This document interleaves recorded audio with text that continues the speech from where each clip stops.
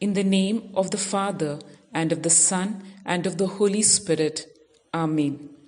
In these days, as the Mother Church prepares herself for the day of Pentecost, her birthday, the feast of the Holy Spirit, let us, as children of this Holy Mother, prepare ourselves through our sincere prayers and meditation.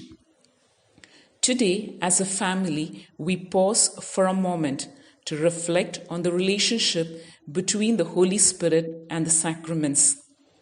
The Church teaches us that sacraments are the visible signs of the invisible grace, and that the Holy Spirit, the Spirit of God, is a channel of all these graces.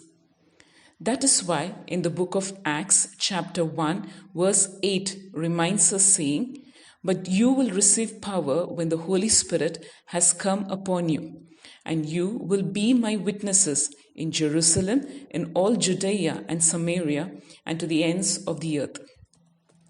Let us now look into each of these 7 sacraments and the role of the Holy Spirit.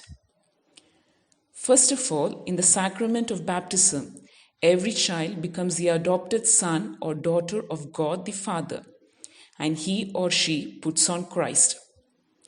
However, it is the Holy Spirit who purifies, justifies, and sanctifies us, and thus seals us as the member of the Catholic Church.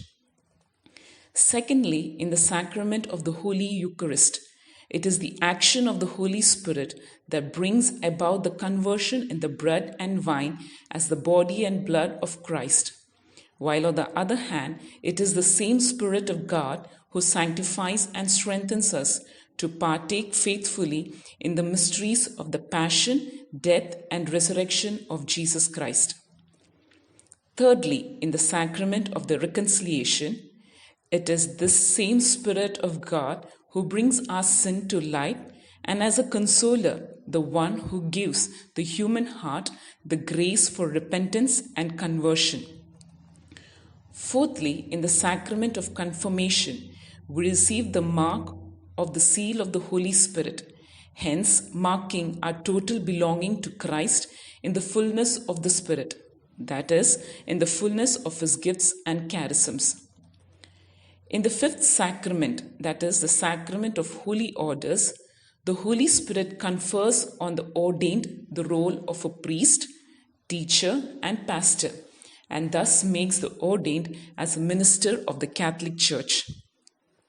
In the 6th sacrament, that is, the sacrament of matrimony, the Holy Spirit, who is the ever-available source of love and strength, helps the spouses to renew their fidelity, and at the same time, the Holy Spirit is the seal of their covenant.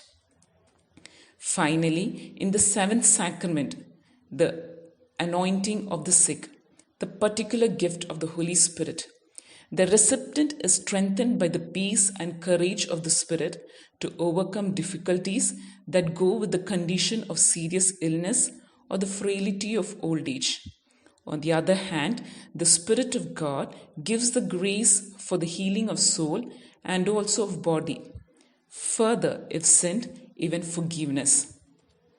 Yes, dear friends, a brief understanding of the role of the Holy Spirit in the 7 sacraments of the Church helps us to understand that it is the Holy Spirit who acts as the principal agent in the confirmation of all the sacraments, and the one who helps us in our pilgrimage here on earth. Hence, as we closely prepare ourselves for the feast of Pentecost, let us once again open our lives to the Spirit of God, so that the Holy Spirit could melt us, remold us, and refill us with His fruits, gifts, and charisms. Let us pray. O Holy Spirit, the sanctifying grace and the power of God, strengthen us, guide us, sanctify us, fill us, and mold us as a pleasing and powerful instruments in the hands of God our Father.